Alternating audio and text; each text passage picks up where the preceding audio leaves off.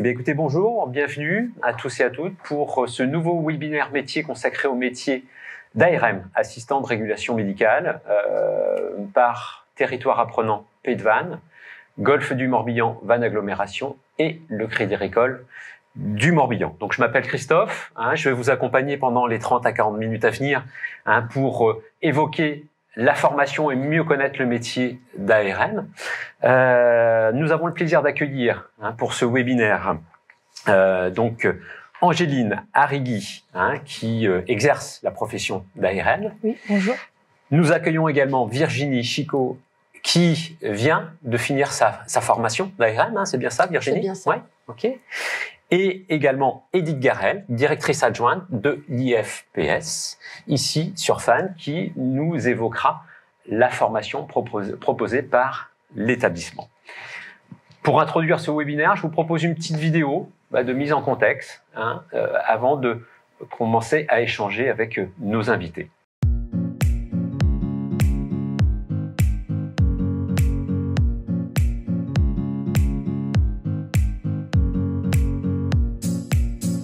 Donc, je suis assistante de régulation médicale donc dans les SAMU, notamment au SAMU de Nantes depuis 10 ans.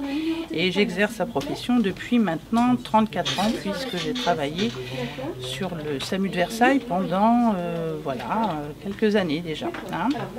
Donc, sur le métier, je dirais que c'est quand même un métier qui demande beaucoup d'énergie. Il faut être hyper concentré quand même sur les appels. Bien sûr, sur l'accueil du patient, savoir accompagner le patient, savoir définir un petit peu son besoin. Et puis ensuite, une fois qu'on a donc défini son besoin, noter l'adresse où se trouve le patient, on fait donc réguler l'appel par un de nos médecins urgentistes. Voilà.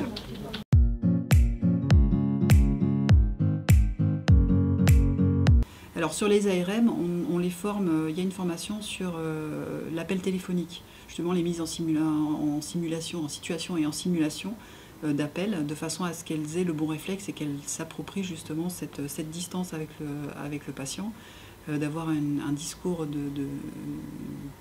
une communication qui soit la plus efficace possible et d'avoir un certain recul sur les situations aussi. Fred est toujours en salle. Et lui, il peut se mettre en double écoute et puis notamment driver un peu les jeunes ARM qui sont compagnonnés de toute façon pendant un mois lorsqu'elles arrivent et puis qui peuvent avoir le recours facile justement à Freddy qui lui reste en salle et puis peut décider de passer la main à quelqu'un ou de l'aider en discutant directement avec elle. Faire monter en compétence les équipes pour les nouveaux arrivants, mais également les personnes qui sont présentes depuis plusieurs années. Cette notion de réécoute de bande est toujours intéressante parce que c'est dans ces moments-là qu'on se rend compte de ses qualités, mais aussi de ses axes d'amélioration. Donc ce sont un temps d'échange. L'idée, c'est vraiment d'être dans un temps d'échange sur ce que chacun peut améliorer. Donc ces actions-là, aujourd'hui, nous le réalisons soit sur demande directe de la part de l'assistant de régulation médicale, soit lorsqu'un besoin se fait ressentir ou que moi je détecte un besoin avec un ARM, ou également lorsque on est sur une situation que l'on a jugée comme pouvant être mieux gérée. Alors, les premières actions réalisées lorsqu'il y a une situation de crise, c'est de recontacter le personnel ARM pour pouvoir gérer et dédier du personnel à la gestion de cette crise.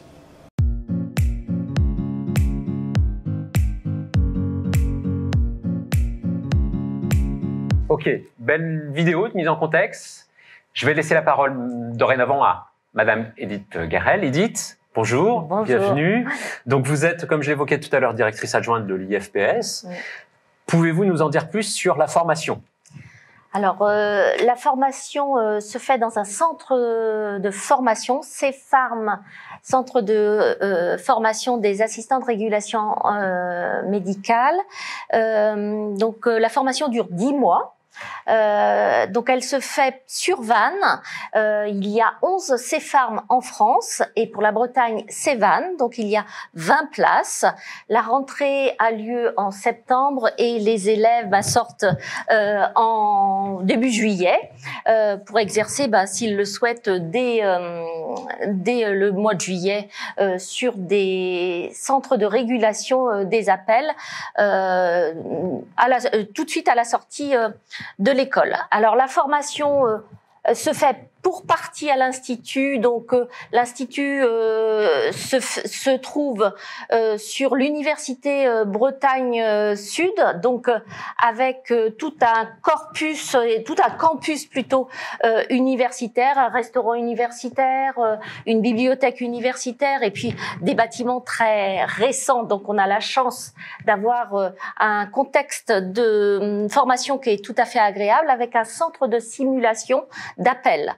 Donc les élèves, durant leur formation, ont à la fois des cours qui sont réalisés par des médecins régulateurs, des formateurs, des cadres de santé, mais également, et ont également tout un temps de formation pour faire comme dans la vraie vie, c'est-à-dire un centre de simulation d'appel. On joue des situations dans ce centre pour permettre donc finalement aux élèves de pratiquer en toute sécurité la réception des appels.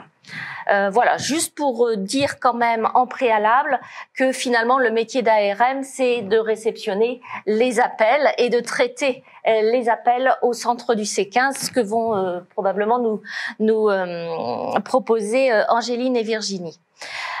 Vous dire également que la formation est gratuite, prise en charge par le ministère, donc il n'y a pas de coût pédagogique et ça je pense que c'est important. Donc 10 mois de formation pendant lesquels finalement les élèves sont accompagnés de ce point de vue-là. Voilà, en gros, pour ce qui est de la formation, les stages ont lieu où?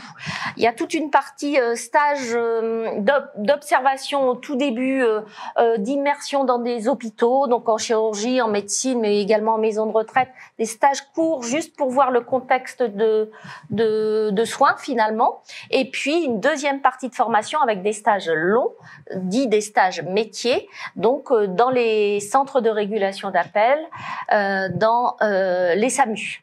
Ok. Ces stages durent à peu près combien de temps?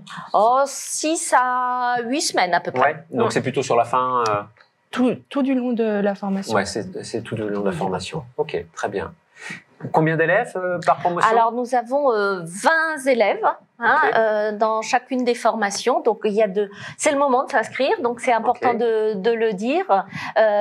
Donc la formation, pour entrer en formation, il faut passer une sélection avec sur dossier, lettre de motivation et CV, et puis un entretien face à un jury qui est composé du médecin régulateur et d'un cadre de santé, donc ou d'un ARM.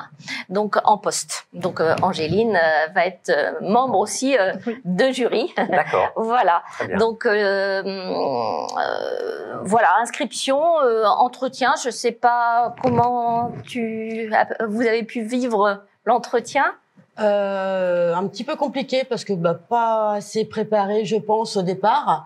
Et sachant qu'après j'ai eu un report de formation parce que j'ai eu des soucis et du coup j'ai dû attendre la promotion d'après. Mais j'avais passé l'entretien de sélection, lettre de motivation et passé devant le jury. Ok, très bien. Voilà. Plus de demandes que de postes. Comment ça se passe chaque année?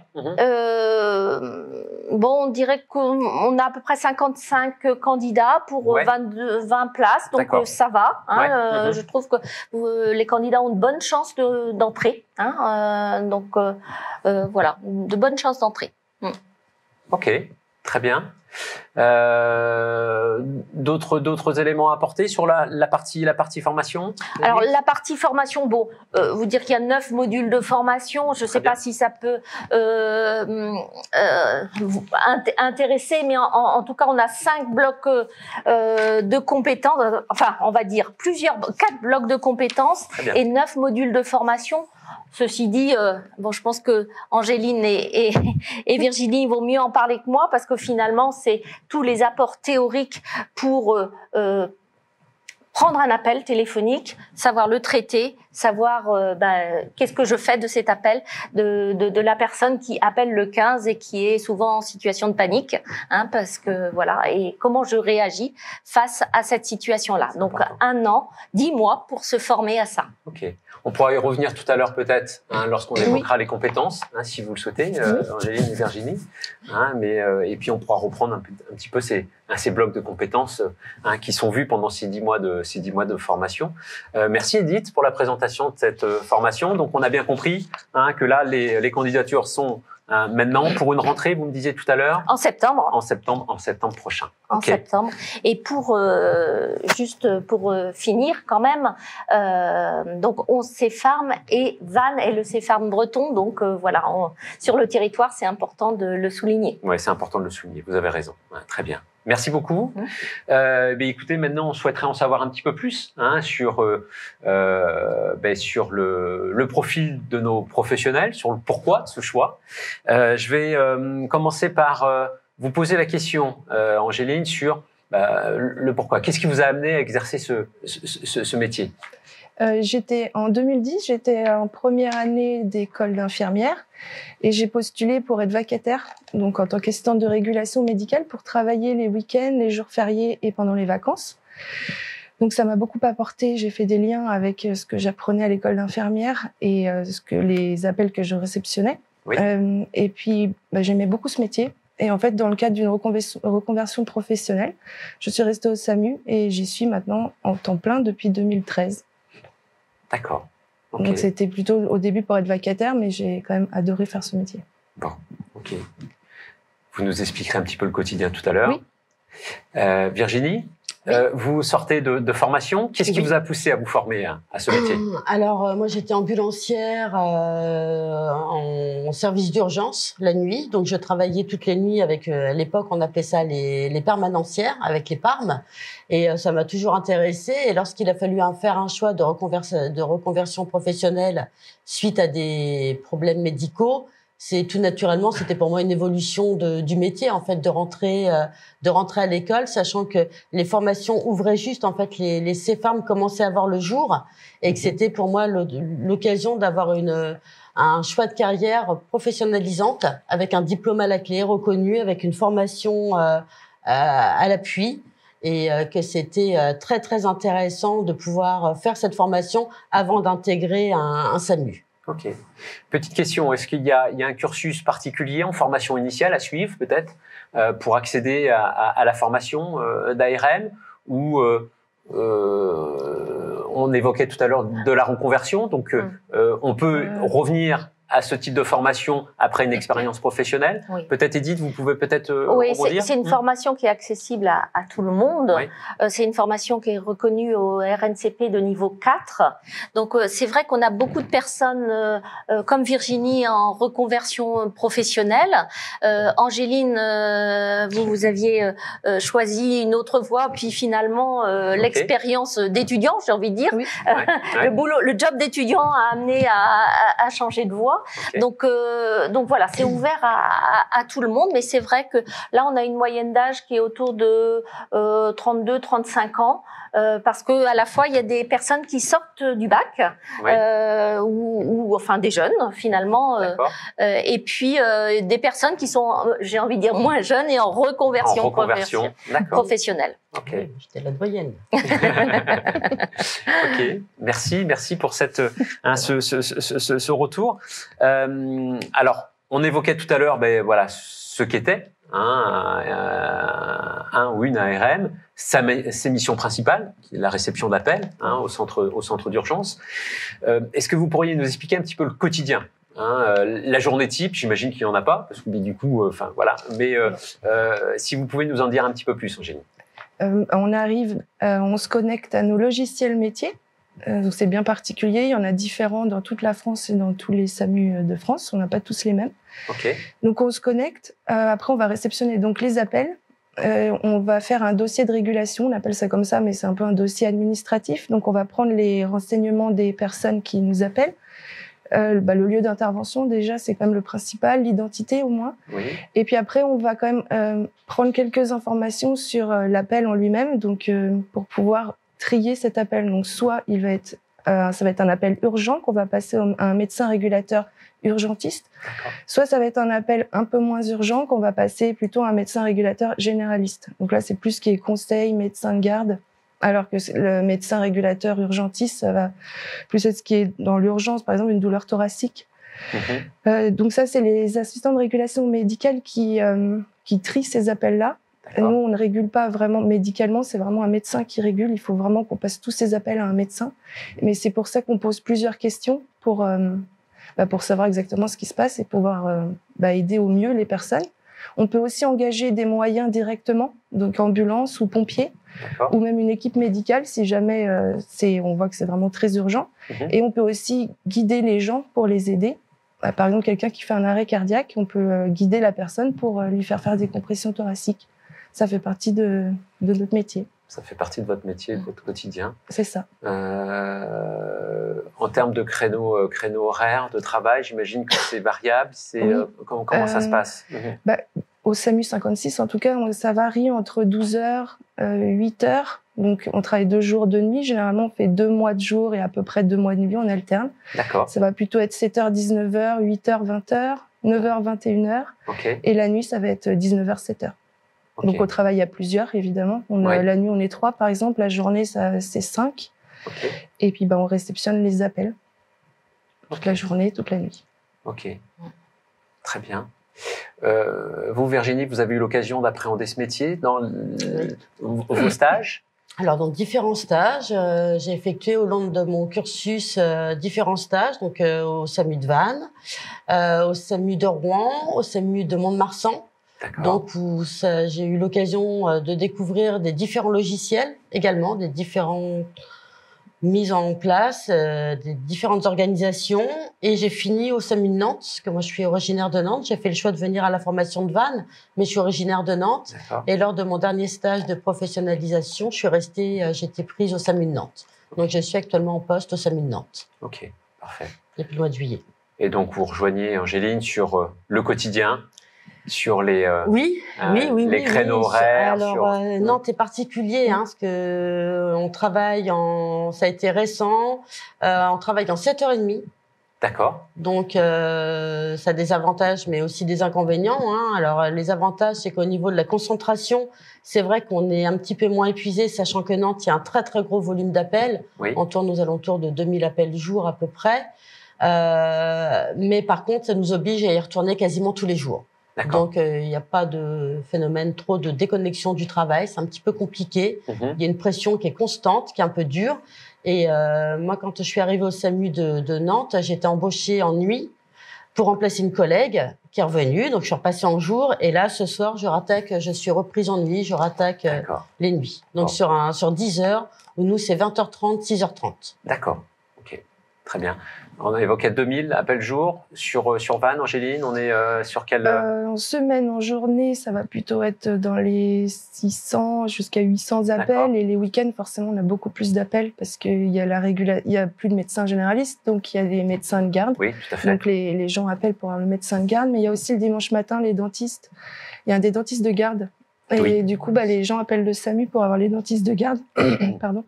Et du coup, là, on passe plutôt. Alors, le samedi, ça varie entre 800 et 1200. Et le dimanche, pareil, dans le plus de 1000 normalement. Mais c'est entre minuit et minuit. C'est nombreux d'appels. Oui, tout à fait. Donc, c'est des métiers exigeants qui nécessitent de la concentration. On verra tout à l'heure un petit peu dans les qualités. Alors, avant d'évoquer ces sujets-là, j'aimerais bien qu'on revienne sur les compétences. Donc, peut-être reprendre les différents blocs de compétences qui sont évoqués, qui font partie de la formation, mais qui correspondent à votre quotidien. Voilà, les compétences vraiment à acquérir pour exercer ce métier. Angéline, je peux vous laisser la parole pour évoquer cette partie compétences. Il y a 4 blocs de compétences. Dans chaque bloc, il y a des modules. Donc, le premier bloc, ça va être le traitement des appels dans un centre 15. Donc là, on va avoir quand même le rôle et le cadre de l'exercice de l'arme. Il va aussi y avoir la communication, les situations d'urgence, parce que comme je disais tout à l'heure, évidemment, il faut savoir gérer une urgence.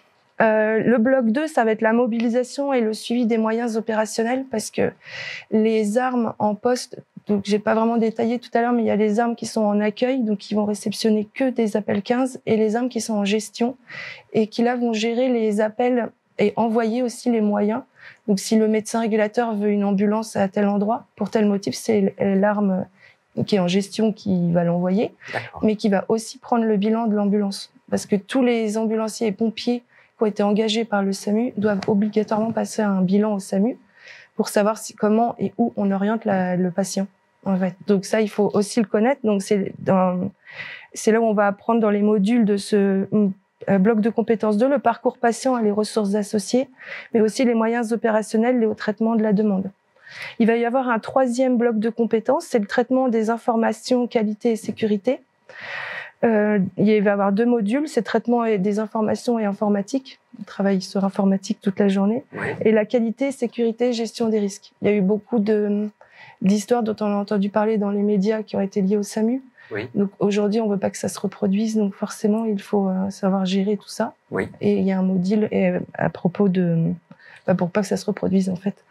Et le bloc de compétences 4, ça va être situations sanitaires exceptionnelles. Donc ça, pour être clair, entre autres, si jamais il devait y avoir un attentat, savoir le gérer. Donc évidemment, le SAMU va être au cœur de l'action pour ce genre de choses, mais il n'y a pas que des attentats, évidemment. Mais tout ce qui nécessite la prise en charge de beaucoup de patients, ça va être une situation sanitaire exceptionnelle. Et donc, il faut savoir le gérer. D'accord, très bien. Donc tout ça, ce sont des blocs qui font partie de la formation des 10 mois de formation et qui sont au quotidien, alors pas forcément les situations d'urgence, heureusement, mais qui vous servent au quotidien dans votre quotidien d'armes. C'est ça. On dit pas ARM, on dit armes. On peut dire les deux en fait. Voilà. C'est vrai que je dis armes, mais ARM ou armes, excusez-moi. Je dis armes, c'est vrai. Et ça va alterner. Il va y avoir 21 semaines de théorie et 21 semaines de stage. D'accord. Ok. Ça permet de mettre en pratique tout ce qu'on apprend. C'est des métiers qui sont à l'interface, qui ont un rôle prépondérant, je dirais, dans la prise en charge d'urgence. Ça nécessite des qualités, je pense, intrinsèques. Est-ce que vous pouvez nous en dire un petit peu plus sur ces qualités qui font que on est un bon arme ou une bonne arme au quotidien? Oui, déjà la patience, effectivement, parce qu'on a affaire à des personnes qui sont stressées, angoissées, qui vont peut-être s'énerver. Donc forcément, il faut savoir être patient, bienveillant. Oui. Il faut savoir gérer son stress, parce que ça peut amener beaucoup de stress d'être en face au téléphone avec des personnes qui sont elles-mêmes stressées. Exactement. Ouais. Il faut savoir aussi faire plusieurs choses en même temps, parce que si comme je le disais tout à l'heure, on est en gestion, par exemple, il faut savoir, on gère la radio, mais aussi le téléphone, on a un casque. Mais des fois, les pompiers ou les équipes médicales vont parler par radio, donc il faut pouvoir écouter les deux, ou alors un arme qui est en accueil, donc qui va prendre un appel 15, va avoir besoin d'une équipe médicale très vite, donc il faut savoir tout entendre ce qui se passe dans la salle, ce que veut le médecin aussi en même temps. Donc en fait, il faut avoir beaucoup d'oreilles et il faut tout gérer en même temps. Ok. Vous souhaitez compléter, Virginie, parce que là, du coup, c'est votre quotidien dorénavant. Oui, alors récemment, oui, je rejoins tout à fait Angéline. Il faut être concentré sur en fait, il faut être capable de faire plusieurs choses en même temps. On écoute, on tape à l'ordinateur.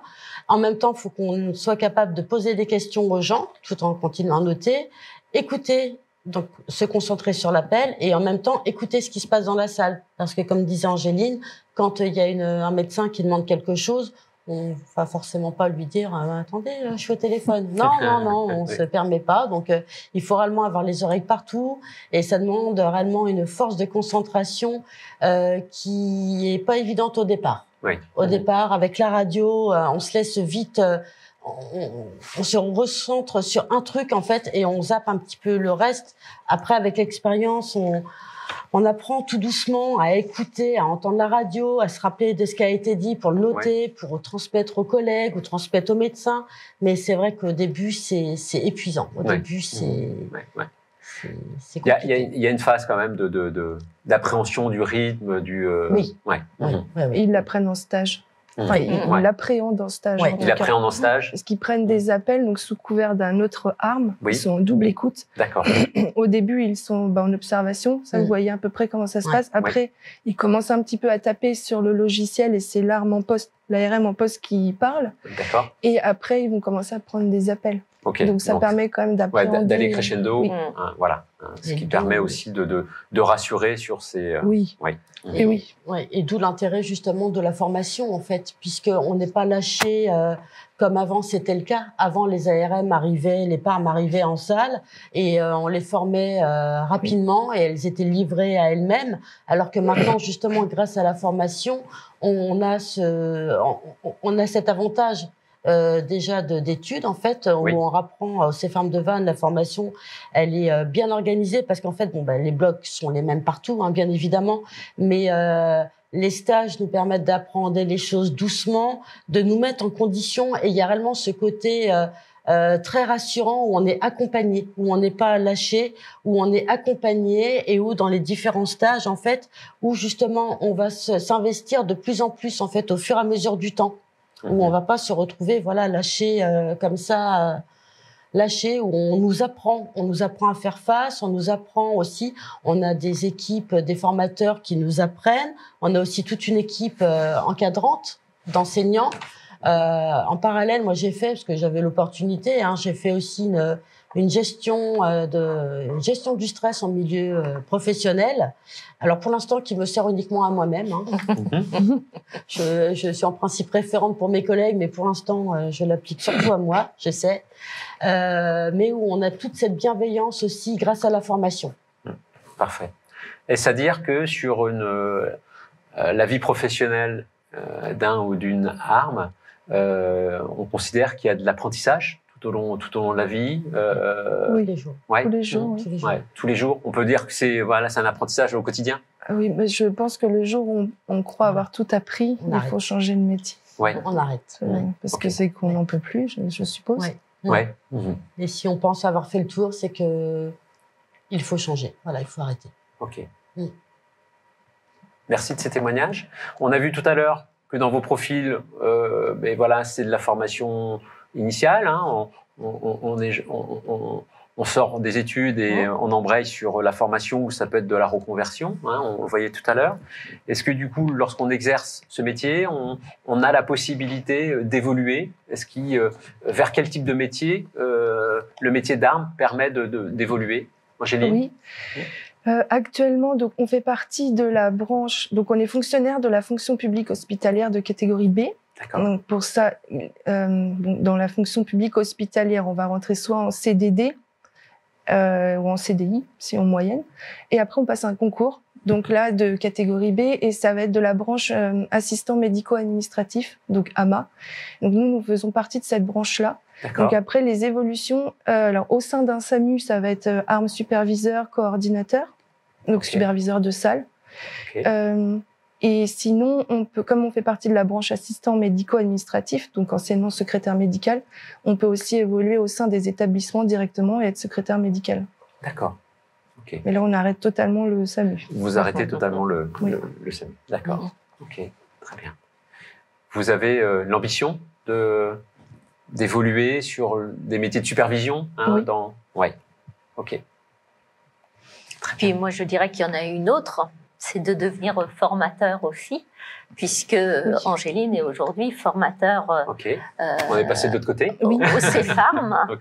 Et très donc, c'est aussi développer ses compétences en matière de pédagogie, d'apprendre à apprendre, de partage, de conseils, moi j'ai réellement adoré ma formation à Vannes parce que ça m'a réellement, je me suis sentie à l'aise déjà. Le campus, c'est un endroit qui est super agréable. On a la chance d'avoir une salle de simulation Alors pour les gens qui connaissaient pas le SAMU, moi j'avais déjà eu l'occasion d'aller le voir rapidement, mais pour les gens qui le connaissent pas, on est réellement quand on se met réellement dans le rôle, on est réellement dedans en fait. Les formateurs jouent réellement le jeu en se mettant, on les voit pas, on reçoit les appels réellement comme si on y était. C'est plus qu'un jeu de rôle et on a réellement cette on peut réellement le faire grâce à ça, à la salle de simulation qu'on a à Rennes, que tous les autres CFARM n'ont pas. Hein. On a réellement un large panel justement de formation à Vannes.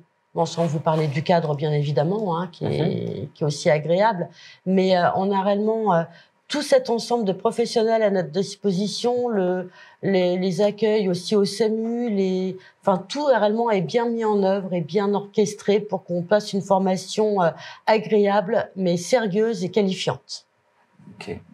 En tout cas, merci de ces retours. Je pense qu'on a fait le tour un petit peu du métier. On en sait beaucoup plus dorénavant sur le métier d'ARM ou le métier d'armes. Voilà. On sait que sur le territoire, on a la chance d'avoir un étabblement qui est extraordinaire à entendre votre témoignage sur le cadre. On a des formateurs qui sont proches de nous, qui sont à notre écoute. Okay. Et c'est malheureux, c'est pas le cas partout puisque j'ai eu l'occasion de discuter avec d'autres personnes évidemment, mais on a réellement cette chance-là, cette proximité, cet échange réellement agréable où on se sent entouré pour progresser, justement pour bien apprendre. Très beau témoignage pour l'établissement. Oui, ce sont les élèves qui parlent le mieux de leur formation. En tout cas, ça fait partie du projet pédagogique que de se centrer sur le bien-être en formation, de proposer une offre de formation donc bienveillante et surtout d'accompagner progressivement les apprentissages. Et je reprends toutes les étapes. On voit la théorie, il y a de la pratique simulée, donc c'est comme dans la vraie vie, mais si on se trompe, c'est pas grave, c'est quand même drôlement bien. Après, il y a des stages accompagnés, Angéline et Virginie en ont bien parlé, et après on se lance quoi. Donc voilà, cette progression, je comprends ce que dit Virginie à travers ce cheminement-là. 10 mois, et 10 mois, c'est pas de trop pour se sentir à l'aise, je pense, dans le métier, parce que c'est un métier où, je crois, il faut faire face à des personnes qui peuvent être en panique quand même et qui peuvent... on est dans le champ de l'urgence. On est dans le champ de l'urgence, tout à fait, c'est ça. Donc, il faut aimer, être...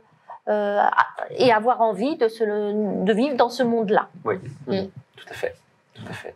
Merci beaucoup pour ces témoignages. On en sait beaucoup plus dorénavant sur ce métier, sur la formation ici sur le territoire du Pays de Vannes. Comment continuer à se renseigner sur le métier d'ARM ici sur le territoire. 2 outils à votre disposition. Premier outil, par Golfe du Morbihan Vannes Agglomération, les points accueil emploi. Les points accueil emploi de Golfe du Morbihan Vannes Agglomération sont des lieux de ressources et d'échanges pour les personnes à la recherche d'un emploi ou d'une formation. Une équipe spécialisée accompagne les personnes dans leur démarche de candidature, dans leur recherche de financement et de formation.